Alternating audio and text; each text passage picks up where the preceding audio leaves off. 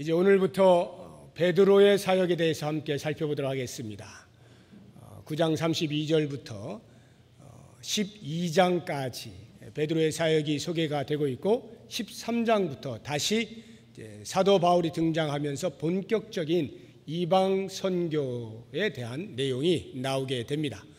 9장 32절부터 마지막까지 보면 베드로의 기적을 베푸는 사건이 기록이 되어 있고 10장과 11장을 보시게 되면 로마의 군대 백부장이었던 고넬료가 어떻게 베드로를 통해서 구원을 받게 되는가 하는 사건이 기록이 되어 있고 12장을 보시게 되면 헤롯 왕이 나오는데 그 헤롯 왕이 핍박을 하고 핍박으로 인하여서 베드로가 투옥이 되고 그 투옥된 감옥에서 어떻게 탈출하는가, 그리고 그렇게 핍박하던 헤롯은 최후를 어떻게 맞이하는가 하는 그러한 내용들이 기록이 되어 있습니다. 오늘은 9장에 있는 내용들을 살펴보게 될 터인데 그 중에서도 이 기적사건 가운데서도 8년 동안 중풍병으로 앓고 있던 애니야를 베드로가 어떻게 고치는가 하는 사건을 보면서 하나님께서 우리에게 들려주시고자 하시는 의미들을 찾아보도록 하겠습니다. 32절을 보시기 바랍니다. 그때 베드로가 사방으로 두루 다니다가 룻다에 사는 성도들에게도 내려갔다, 이렇게 말씀을 하고 있습니다. 베드로가 사방으로 두루 다녔다는 말 자체가 우리에게 대단한 흥미를 이끌게 합니다. 왜냐하면 사도들은 성령 강림이 오순절날 임한 이후 예루살렘에 계속적으로 머물면서 놀라운 복음 사역을 행합니다. 스데반이 순교를 당함으로 인하여서 많은 성도들이 예루살렘을 떠나 여러 곳곳으로 흩어져 복음을 전하던 그 때에도 사도들은 예루살렘을 떠나지 아니하고 계속하여 머물러 복음 사역에 전념을 하였습니다.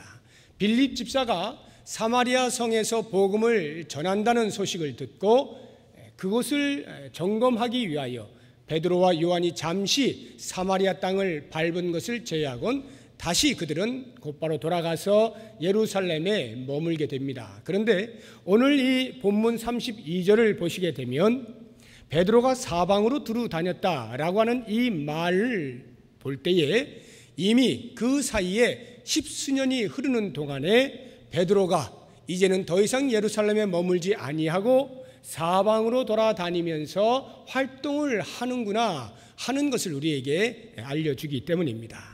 자, 그러면 베드로가 과연 무엇을 목적하여서 사방으로 두루 다녔을까요? 두 가지 목적이 있을 수가 있겠는데 첫 번째는 복음을 전도하기 위함입니다.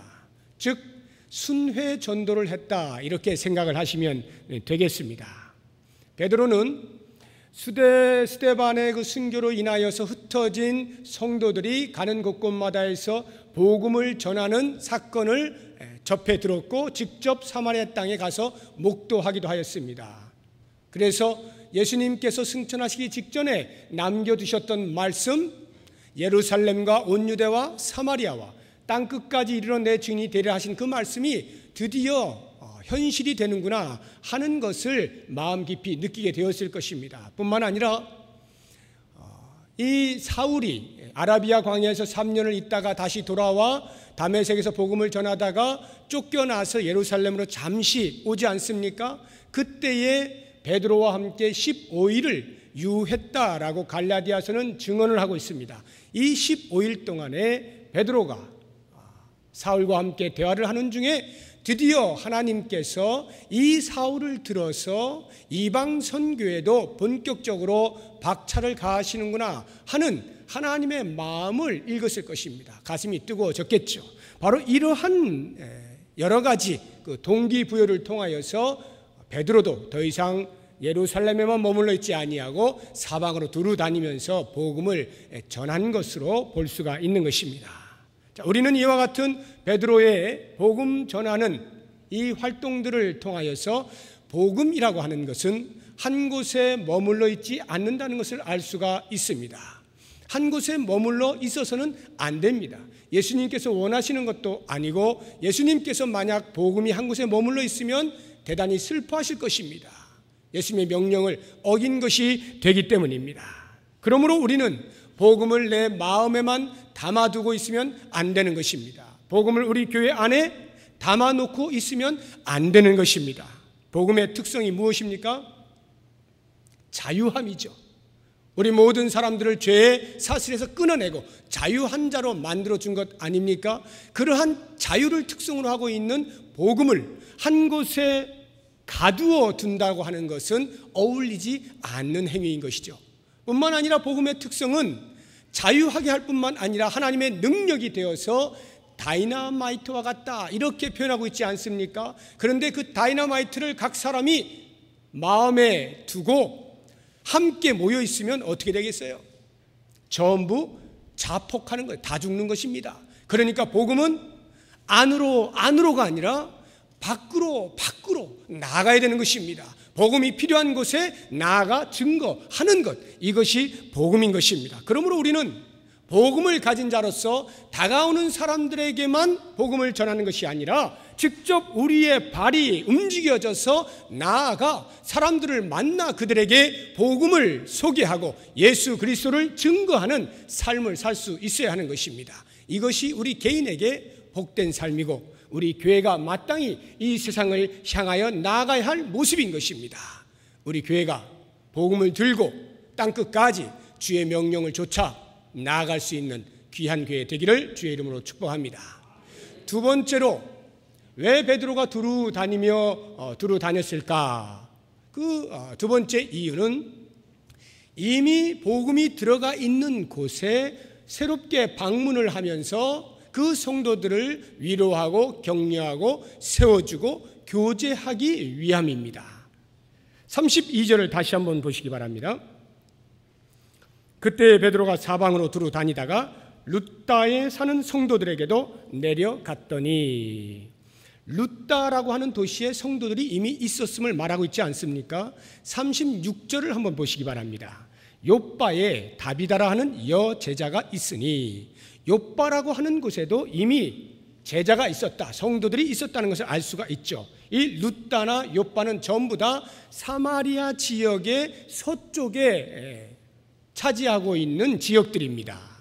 자, 그러니까 그 도시들을 포함한 사마리아 지역의 도시들에 이미 성도들이 존재하고 있었음을 알 수가 있는 것이죠. 그러한 성도들을 방문하여서 그동안에 어떻게 지냈는지를 살펴보고 그들을 위로하고 격려하고 또는 그들에게 베푸신 하나님의 은혜들을 나누면서 피차 간에 교제하는 그 일을 위하여 순회를 하고 있었다 하는 것이죠.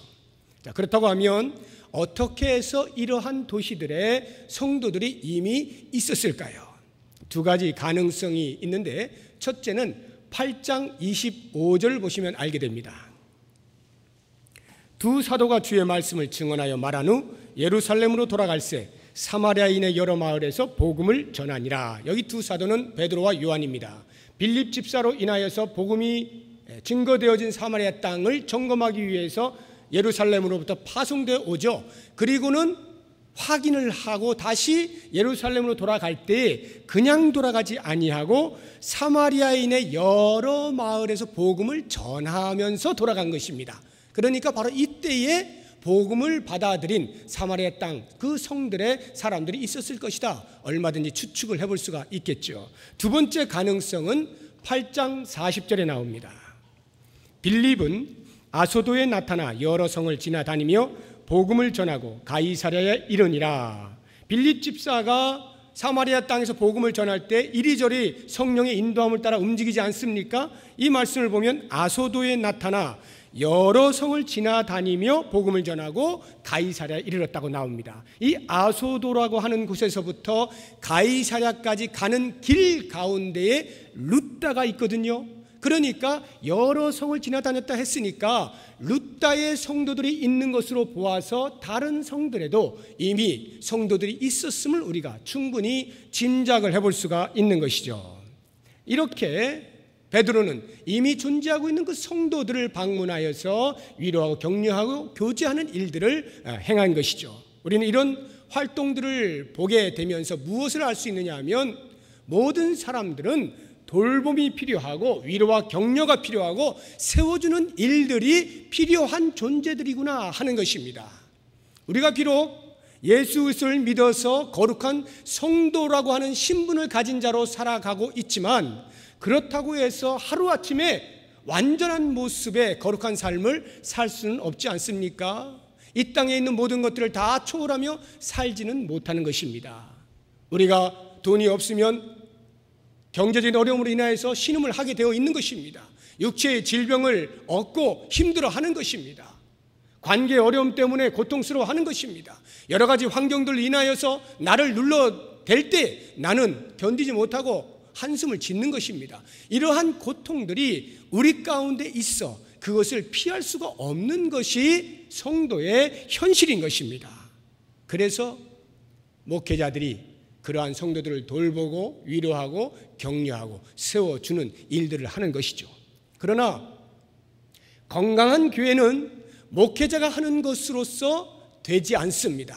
성도와 성도가 이와 같은 일을 해 주어야 합니다. 성도와 성도가 피차의 연약함을 내어놓고 피차에 당하고 있는 고통들을 내어놓고 나는 이러했다 나는 이러했다 라고 하는 말하는 중에 나도 그런 비슷한 것을 당했는데 하나님께서 이렇게 고쳐주셨다, 하나님께서 이렇게 위로해 주셨다라고 하는 말들을 서로 함으로써 피차가 위로를 받고 격려함을 받고 세움을 받고 그러한 건전한 교제가 일어날 수 있어야 합니다. 그러한 교회가 건강한 교회예요.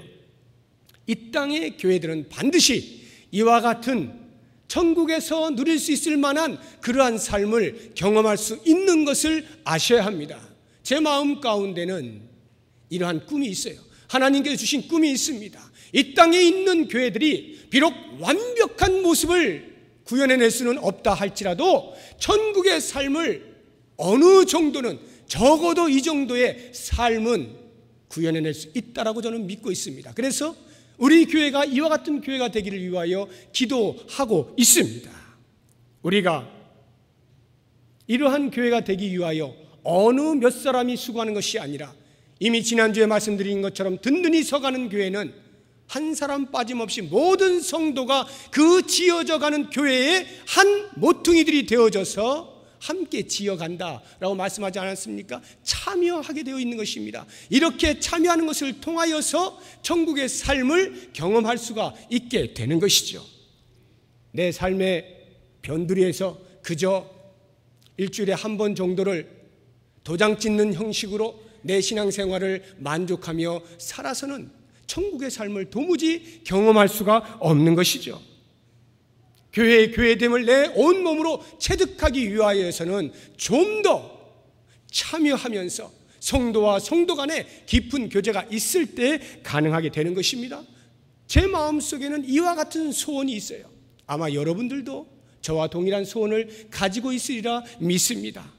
그렇다고 하면 이러한 천국의 삶을 어떻게 구현해낼 수 있습니까? 두 가지 조건이 갖추어져야 되는데, 첫째는 성도들입니다.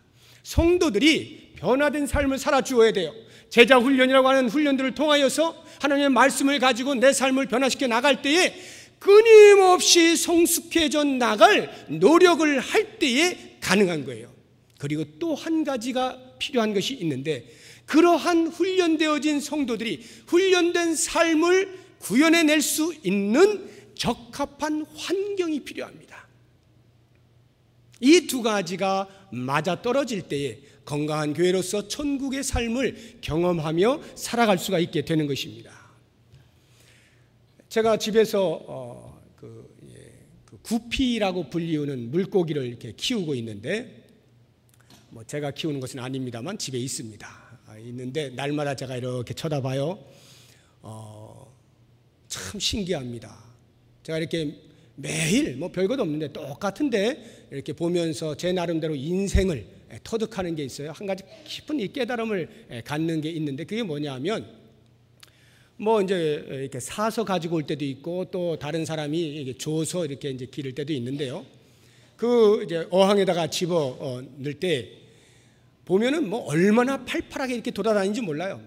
아주 잠수도 했다가 물고기가 별걸 다 합니다. 그러면 쫙 보면 얼마나 기쁜지 몰라요. 제가 기뻐요. 그런데 하루, 이틀, 3일 점점 시간이 갈수록 얘네들이 비실비실거리면서 죽어나가기 시작하는데 한 마리 한 마리 제가 이제 건지는 거예요. 제가 참 많이 죽였어요. 이 물고기들이 영문을 모른 채 죽어가는 것입니다. 제가 가슴이 많이 아팠습니다. 그래서 이런저런 자문을 구해보았더니 결론은 이것입니다.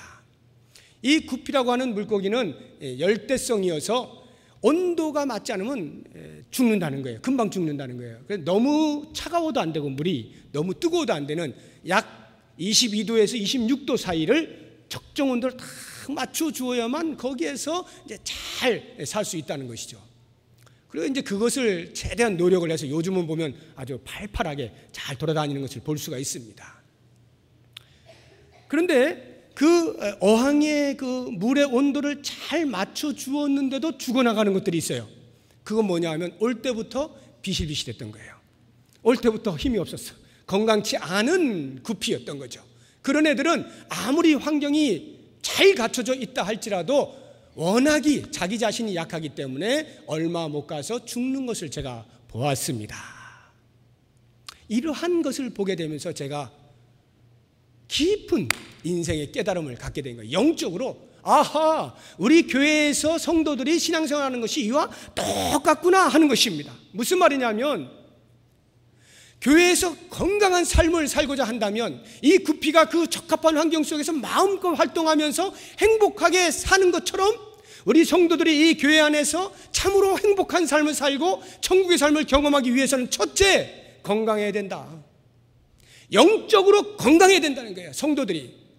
그 건강함이 없으면 아무리 환경을 잘 갖춰 놓았다 할지라도 이미 이 영적 건강 지수가 낮기 때문에 오래 못 가요. 비실비실거리 결국은 시름시름 앓다가 끝나는 것입니다.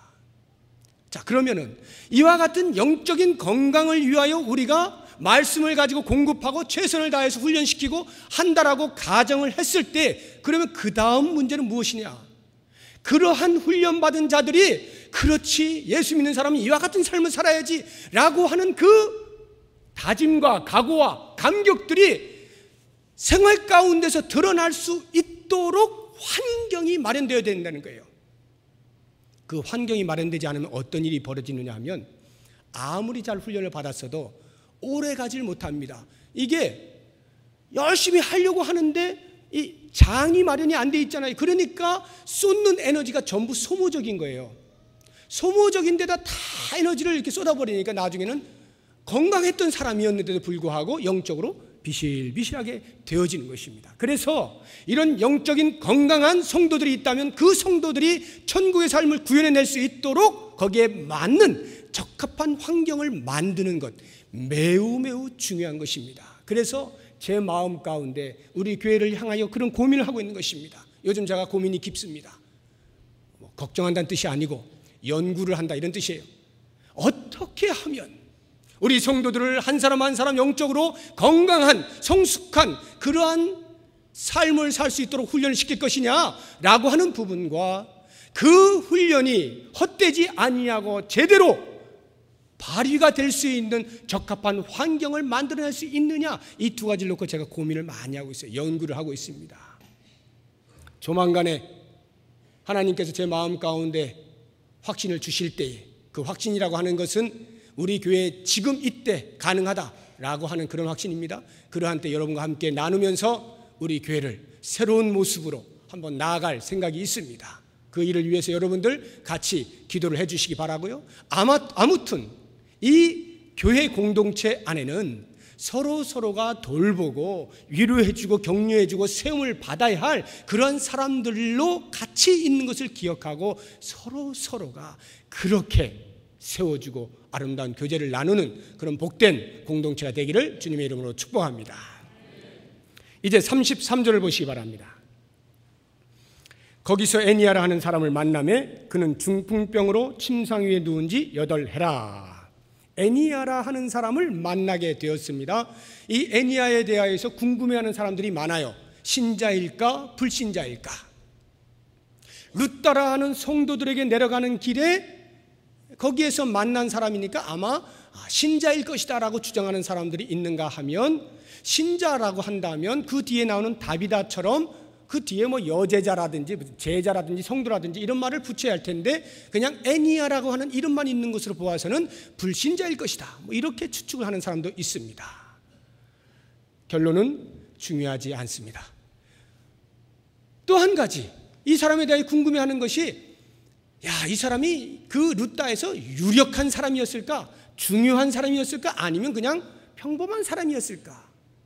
베드로는 과연 어떤 사람을 고쳐주었을까라고 하는 것입니다. 보통은 이름 하나 덜렁 기록되었기 때문에 평범한 사람일 것이다 라고 생각하는 그 견해가 우세합니다. 그러나 또 반대로 생각할 수 있죠. 아주 별 볼 일 없는 사람이고 평범한 사람이라면 이름조차 사실 기록을 할 필요가 없잖아요. 이름이 기록된 것으로 봐서는 제법 뭔가 영향력을 미칠 만한 사람이었을지도 모를 추측도 할 수 있죠. 그런데 이것도 사실은 중요하지가 않습니다. 이제 우리가 이 성경을 통해서 애니야라고 하는 사람이 누구냐라고 하는 것을 알 수 있는 두 가지를 알고 그 다음으로 넘어가면 되는데, 첫째, 애니야는 남자다라고 하는 거예요. 여러분, 이 애니야가 남자라는 것 아셨을까 모르겠네요. 애니야 이름이 딱 여자스럽잖아요. 지금까지 수십 년을 신앙생활 하시면서 여자일 것이다 라고 생각을 해오신 분들이 많이 있을 거라는 생각이 듭니다. 그런데 이 애니야는 남자입니다. 어떻게 아십니까? 원문을 보면 그 뒤에 이 헬라어는요, 성수격이 정확하게 나와 있거든요. 단어들마다. 이 애니야라고 하는 이 이름 뒤에는 남성격이 탁 이렇게 성이 나와 있어요. 남성입니다. 애니야는 남자인데, 또 한 가지 알 수 있는 것은 성경이 우리에게 무엇을 말해주느냐, 이 애니야라고 하는 남자가 중풍병에 걸려서 자그마치 8년 동안을 침상에서만 지냈다 이거예요. 그러니까 풍을 맞자마자 침상에 누워가지고 지낸 것만 해도 8년인데 만약에 우리가 추측을 해서 풍이 점점 이렇게 왔다라고 하면은 침상 눕기 전에도 제법 오랜 시간 동안 병을 앓았을 것인데, 그것을 뭐 추측이나 놔둔다 할지라도 이 말씀만 보아도 적어도 8년 이상을 침상에서 꼼짝 못하고 살아왔던 사람인 것을 알 수 있습니다. 중증 환자죠. 자, 이러한 애니야를 베드로가 고쳐주는 거예요. 그런데 그 고쳐주는 모습을 보십시오. 얼마나 간단한지 모릅니다. 복잡한 게 없어요. 절차가 없습니다. 뭐 여러 가지 많은 의식을 행하는 게 아니에요. 딱 한마디 하는데 그냥 일어나죠. 34절. 다 같이 한번 34절 읽어보겠습니다. 시작.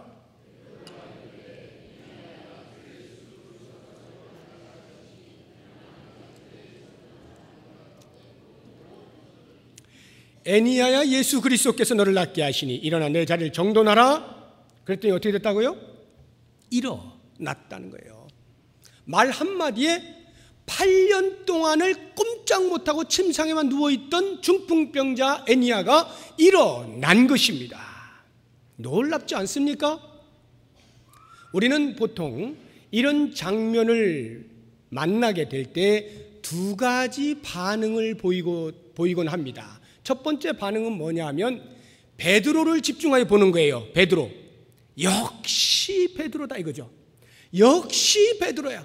이렇게 보는 사람은 말 한마디로 고쳤음에도 불구하고 전혀 놀라질 않아요. 왜냐하면 베드로였기 때문에. 베드로가 고친 거니까 당연한 거예요. 왜요? 그 앞에 이미 베드로가 이것보다 더한 것들도 많이 했잖아요. 나면서부터 안진병이 된 자 40년이 됐던 사람 말 한마디로 이렇게 세웠잖아요. 아나니아와 삽비라의 그 마음속 깊이 있는 것을 꿰뚫어 보지 않습니까? 뿐만 아니라 베드로가 밖으로 나가면 많은 환자들이 침상에다가 그 환자의 보호자들이 환자들을 침상에 누워가지고 막 들고 나오는 거예요. 그래서 베드로가 지나갈 때에 그 베드로의 그림자에만 닿아도 나을 것이라고 하는 확신을 가지고 막 쫓아다니는 거예요. 그런데 놀라운 것은 그 사람들이 다 나았다라고 기록을 하고 있거든요. 이러한 기록들을 우리가 이미 앞에서 보아왔기 때문에 이 장면에서 애니야를 말 한마디로 고쳤다 해서 크게 놀라지 않는 것입니다. 역시 베드로. 나하고는 질이 다른 베드로. 성령에 완전히 사로잡힌 베드로. 그 베드로는 할 수 있는 것이지 라고 하는 거예요. 그래서 만약에 어떤 목사님이 사랑하는 여러분이 베드로와 같은 삶을 삽시다 이렇게 외치면 뭐라 그래요? 아이고 베드로하고 나하고는 종이 다릅니다 하고는 이미 자기가 빠져나갈 구멍이 다 마련이 되어 있는 것이죠. 그냥 신앙의 영웅으로 베드로를 만들어 놓고 신앙의 영웅으로 여기고 그 신앙의 영웅을 보는 것으로 만족한다는 거예요. 대리 만족하겠다는 것이죠.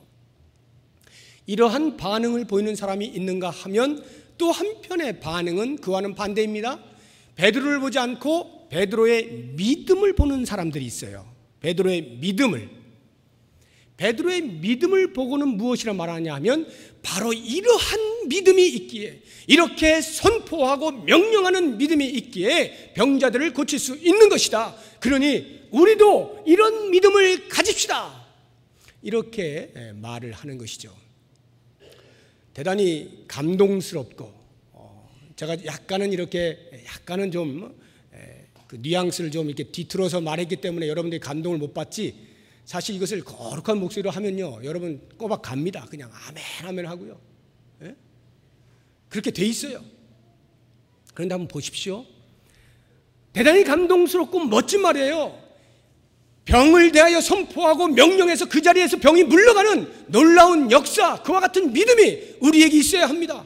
멋있죠? 그런데 제가 기도할 때, 여러분 환자들을 위하여 제가 기도할 때 어떻게 기도를 합니까? 제가 상당히 믿음이 약한 기도를 하죠. 물론 저도 이렇게 기도해. 처음에는 하나님 아버지, 이분을 위하여 기도합니다. 이분이 이러한 병을 가지고 있습니다. 낫게 해 주옵소서. 낫게 하실 줄로 믿습니다. 강력하게 제가 기도합니다. 실제로 그렇게 믿고 기도합니다. 하나님 고쳐 주십시오. 제 마음 아시죠? 이 아픔으로부터 이겨내게 해 주십시오. 기도해요. 근데 거기까지만 딱 하면 비슷하게 갈 것 같은데 제가 꼭 그 다음에 토를 달거든요. 그 다음에 또 뭐라고 하냐면 하나님 혹시 그렇게 안 해주시더라도, 이렇게 제가 토를 달거든요. 그렇게 고쳐주시지 않는다 할지라도 이 환자가, 이 환우가 결코 실망하지 아니하고 오히려 그 병상에서 하나님을 더 바라보고 깊은 교제 가운데 있게 하여 주옵소서. 이렇게 기도하거든요. 그러면 제가 이와 같은 기도를 할 때에 이 선포하는 믿음, 명령하는 믿음을 주장하는 사람이 볼 때는 완전히 이건 가짜 목사죠. 믿음이 너무 약한 거예요. 의심하는 기도죠. 어쩌면 불신앙적이다라고까지 판단할 수 있는 것이죠. 그리고는 뭐라고 말합니까? 베드로를 보라 이거예요. 베드로를 보라. 애니야야, 예수 그리스도께서 낫게 하시니 너는 일어나. 너는 일어나라. 우리 한번 철야해 봅시다. 이 병을 놓고 우리 같이 한번 일주일 금식해 봅시다. 우리 주님께서 분명히 낫게 하실 것입니다. 우리 같이 한번 애를 써봅시다. 베드로는 지금 그렇게 말하고 있지 않아요. 예수 그리스도께서 낫게 하시니 지금 낫는다는 거예요. 말이 떨어지자마자 지금 일어나야 돼요. 안 일어나면 큰일 나는 거 이거. 여러분 할 수 있습니까? 안 일어나면 큰일 나는 거예요. 지금 할 수 있어요? 두렵죠. 떨리죠. 안 일어나면 어떻게 돼? 개망신. 여러분들이 괜찮지. 목사가 그렇게 했는데 안 돼 보세요. 그만둬야지 어쩌겠어요. 그러니까 제가 그렇게 기도 안 하는 거야. 혹시 못 낫더라도 꼭 이렇게 피해갈 길을 내가 마련해 놓거든요. 낫게 하시는, 지금 나아지는 놀라운 선포, 그 선포하는 믿음이 있을 때에 모든 병들이 다 물러간다는 거예요. 여러분, 내 믿음을 따라서, 믿음의 수준을 따라서 얼마든지 그렇게 할 수 있습니다. 여러분 가운데서도 제가 혹시 못하더라도 여러분이 하시면 됩니다. 하십시오. 그러나 중요한 것 한 가지 아시고 하시기 바랍니다. 적어도 여기에서 말씀하고 있는 이 본문을 가지고 그렇게 해석을 하고 그렇게 적용하면 안 되는 거예요. 왜 누가가 이 베드로의 치병 사역을 여기다가 기록을 해 놓았습니까? 베드로를 보라! 이 위대한 신앙의 영웅을 보라! 그리고 그 영웅을 본받아서 너희들도 그렇게 살라! 아니면 그 영웅을 보면서 대리만족을 하더라. 그것을 위하여 기록해 놓은 거 아닙니다. 뿐만 아니라 베드로의 믿음을 보라. 베드로의 믿음이 이러한 것이 너희도 이러한 믿음을 가져라. 이거 가르치려고 기록해 놓은 것 아니에요. 선포하기만 하면 모든 병들이 물러갈 텐데 왜 이렇게 믿음이 쪼잔해가지고 그걸 선포를 못하고 빌빌거리고 뒤에다 꼬랑지를 붙이고, 그러니까 평생 너는 병 못 고치는 거야. 그거 가르치려고 기록하고 있는 것이 아니란 말입니다. 그러면 누가는 과연 무엇을 목적하여 베드로의 치병 사역을 기록해 놓았을까요? 베드로도 아니고 베드로의 믿음도 아니고 온 인류의 죄악을 짊어지고 유일하게 고치실 수 있는 분이 누구냐? 예수 그리스도이시다. 모든 인류의 구원을 책임질 수 있는 분이 누구냐? 예수 그리스도이시다. 이 하나를 가르치기 위하여 기록하고 있는 것입니다. 예수 그리스도께서 낫게 하시니.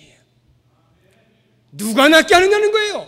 베드로가 낫게 하느냐? 베드로의 믿음이 낫게 하느냐? 아니라는 거죠. 예수 그리스도가 낫게 하신다는 데에 초점을 맞추라고 이 내용을 기록을 해놓고 있는 것입니다. 사랑하는 여러분, 베드로는 복음의 중심에 예수 그리스도가 있는 것을 너무나 잘 알고 있지 않습니까?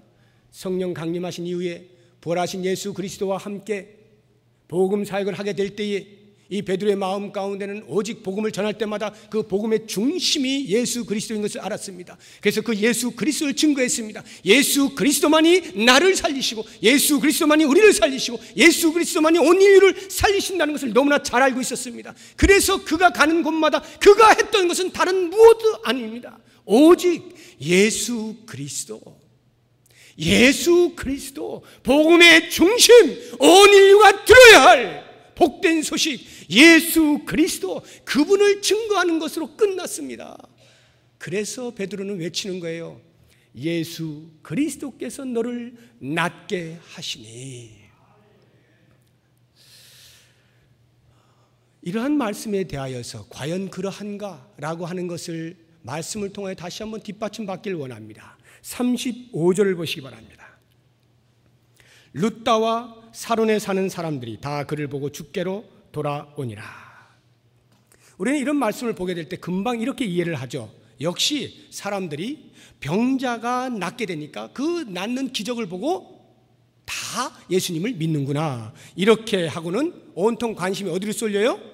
병자가 나은 것, 기적을 베푼 것, 그 기적에 관심이 쏠리지 않습니까? 그런데 성경은요 거기를 초점하여 말하고 있지 않습니다. 무엇을 말하고 있습니까? 주께로 돌아오고 있는 사람들이 보이느냐? 이것을 지금 묻고 있는 거예요. 사마리아 땅에도 동일하게 복음으로 말미암아 구원받는 백성들이 생겨나고 있는 것이 보이느냐? 이것을 지금 말해주고 있는 것입니다. 그리고 이 구원이 과연 어디로부터 오느냐? 역추적을 해서 예수 그리스도께서 너를 낫게 하시니, 예수 그리스도로 말미암아서 이 구원이 온다는 것을 알려주고 있는 것이죠. 우리는 이것을 볼 수가 있어야 돼요. 예루살렘으로부터 시작된 복음의 물줄기가 유럽을 넘었죠. 미국으로 건너갔습니다. 한국으로 넘어왔습니다. 이제 한국을 통해서 온 세계를 향하여 아주 조그만 나라에까지, 아주 조그만 부족 하나에까지 그 구원의 물줄기가 덮게 되는 이 놀라운 구원을 베푸시는 분이 누구냐? 예수 그리스도. 그 예수 그리스도가 저와 여러분을 살리셨잖아요. 그 예수 그리스도가 우리를 천국의 삶으로 살게 하셨잖아요. 할렐루야. 이 그리스도를 온전하게 믿을 수 있어야 하는 것입니다. 이제 마지막으로 한 가지를 더 생각을 할 필요가 있겠습니다. 무엇이냐면, 그렇게 우리의 구세주 되신 예수 그리스도께서 우리를 살려주셨어요. 우리를 고쳐주셨어요. 그 목적이 무엇이냐는 것입니다. 왜 우리를 살려주셨는가 하는 부분입니다. 베드로의 입을 통해서 이렇게 말씀하시죠. 일어나 내 자리를 정돈하라. 일어나 내 자리를 정돈하라. 이 말씀 가운데에서 예수님께서 우리를 고쳐주신 목적을 찾아보도록 하겠습니다. 이 말씀을 좀 더 정확하게 표현하면 이런 것입니다. 내 자리를, 지금까지 네가 누워있던 그 자리를 일어나, 그 자리에서 일어나 그 자리를 정돈하라 이 말이에요. 그 자리에서 일어나 그 자리를 정돈하라.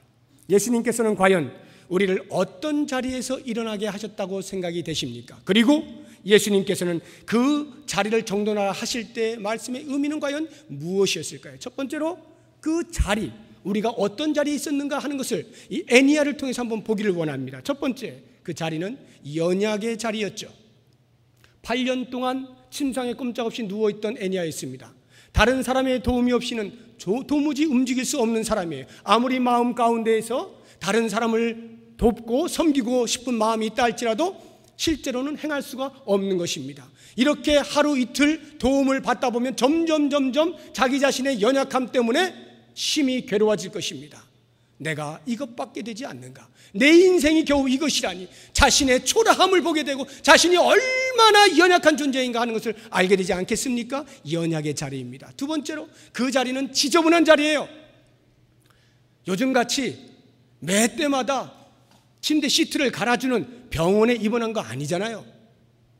집에 누워있었을 터인데 아무리 가족들이 잘 돌보고 뭐 청소하고 깨끗하게 뭘 어떻게 해준다 할지라도 생각해 보십시오. 8년을 침대에 누워가지고 있을 때 그 자리가 어떠하겠어요?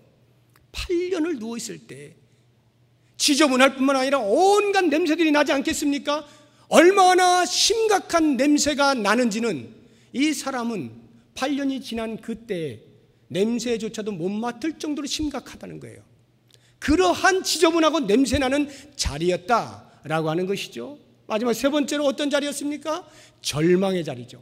죽음의 자리입니다. 살아있으나 죽은 자의 삶을 사는 것입니다. 왜요? 누워있으나 내가 1년 후면 일어날 수 있을까?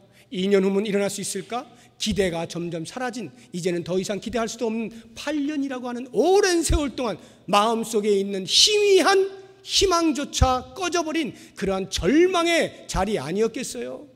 살아있으나 죽은 자로 사는 것, 사르나 마나한 인생을 사는 그러한 자리였던 것이죠. 무슨 말입니까? 이게 바로 우리의 자리였다는 거예요. 그리스도를 알기 전에 모든 인생이 앉아있는 자리, 누워있는 자리라는 것이죠. 그리스도를 만나기 전 모든 인생은 연약의 자리입니다. 우리는 우리의 힘으로 무엇인가를 이루어낸다라고 생각할지 모르지만 구원을 위하여 어떤 것조차도 할 수 없는 가장 연약한 자리에 있는 존재들입니다. 뿐만 아니라 죄와 뒹굴면서 그 죄로 인하여 우리의 영성들이 얼마나 피폐해지고 얼마나 더러워지고 얼마나 지저분해졌는지도 모른 채 죄와 함께 뒹굴고 사는 우리의 인생입니다. 그리고는 아무리 쳐다보아도 하늘이 보이지 아니하는 인생 가운데 구원을 발견할 수 없는 절망의 자리, 죽음의 자리, 아무리 선하고 아무리 똑똑하고 아무리 철학적으로 살고 아무리 윤리적으로 산다 할지라도 구원을 얻을 수가 없는 절망의 자리에 있는 것이 우리 인생의 자리 아닙니까? 바로 이와 같은 연약함과 지저분함과 절망의 자리 가운데 있던 존재들을 예수 그리스도께서 명하시는 것이잖아요. 애니야야, 일어나라. 내 이름을 두고, 우리의 이름을 두고 예수님께서 부르시는 것 아닙니까? 일어나라 외치는 거예요. 그러한 음성을 듣고 우리가 그 구원이 임한 것을 알고 자리에서 일어나는 것 아니겠어요? 그렇게 일어난 사람들 아니겠습니까?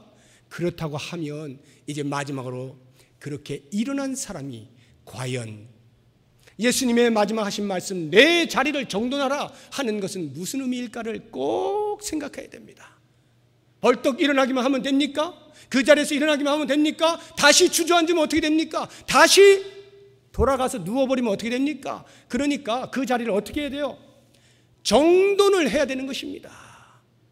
정돈을 해야 되는 거예요. 다시는 그와 같은 자리에 가지 않도록 자리를 정돈을 해야 하는 것입니다. 현장에서 간음하다가 잡힌 여인을 여러분들이 잘 아시죠? 사람들이 다 떠나갔습니다. 그 자리에는 예수님과 간음하다 잡힌 그 여인 둘만 남아 있습니다. 예수님께서 말씀하십니다. 주위를 둘러보아라. 사람들이 있느냐? 없습니다.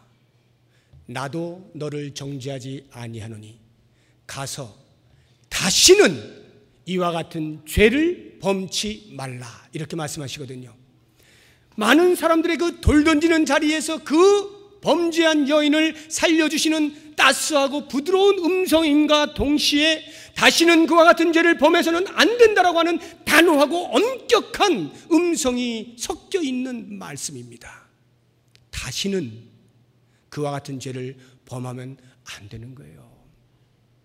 일어난 것으로 끝난 것이 아닙니다. 주님께서 우리를 살려주셨다라고 해서, 우리가 성도로 신분이 바뀌었다라고 해서 그것으로 만족하고 그 자리에 머물러 있으면 우리도 모르는 사이에 다시 돌아가는 거예요.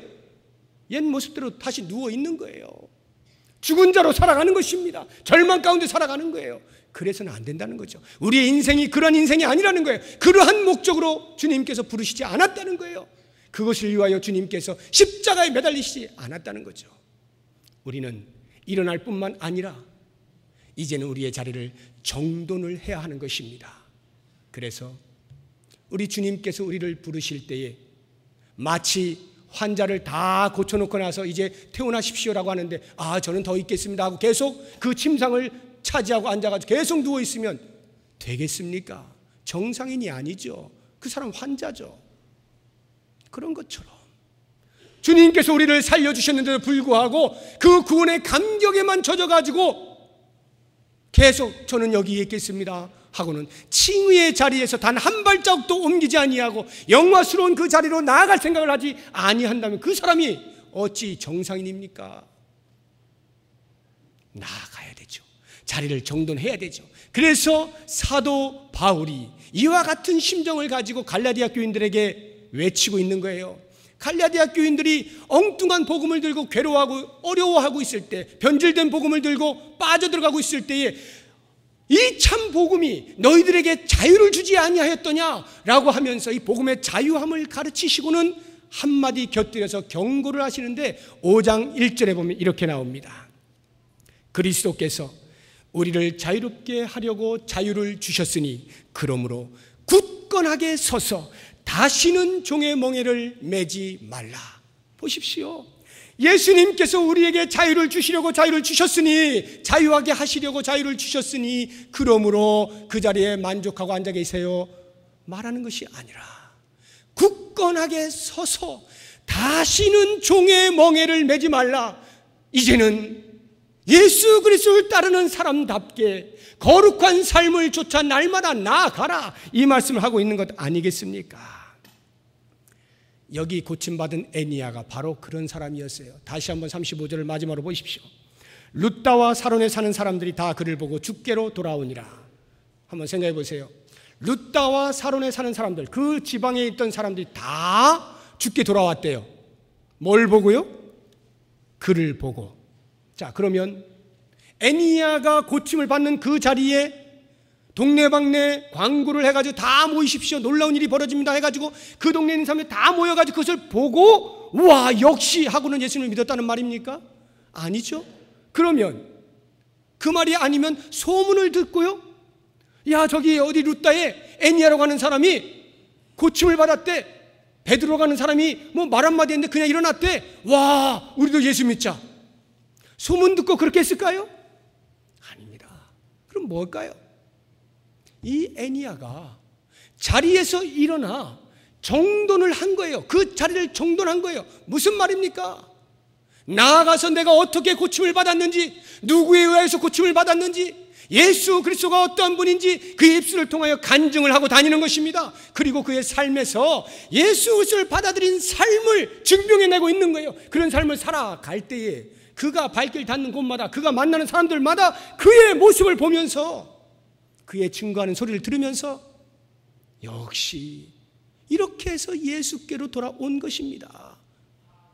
자리를 정돈하는 삶이 있어야 되는 거예요. 이와 같은 자리를 정돈하는 삶을 통해서 그리스도가 더 크게 증거가 될 수 있는 것입니다. 그러므로 사랑하는 성도 여러분, 이제 나는 과연 어떠한 삶을 살 것인가, 이 시간에 돌아보시기 바랍니다. 예수 그리스도께서 나를 구원해 주셨으니까 난 그것으로 만족해, 구원받은 것만 해도 돼, 대충 신앙생활 하면 되는 거야. 이렇게 사시겠습니까? 아니면 우리 주님께서 부르신 목적을 따라서 내 자리를 아예 정돈을 하고 새로운 삶을 향하여 한 걸음 한 걸음 나아가시겠습니까? 그러한 삶을 사는 것이 우리 주님이 기뻐하시는 삶이고 우리 주님께 영광을 돌리는 삶일 뿐만 아니라 그 삶이 곧 나에게 가장 영광스러운 삶이요 나에게 가장 복된 삶인 것을 꼭 기억하셔서 주께서 나를 살리신 살림의 목적을 따라 거룩으로 살아드릴 수 있는 내 자리를 정돈하며 사는 저와 여러분이 되시기를 주님의 이름으로 축복합니다. 기도하겠습니다. 하나님 아버지,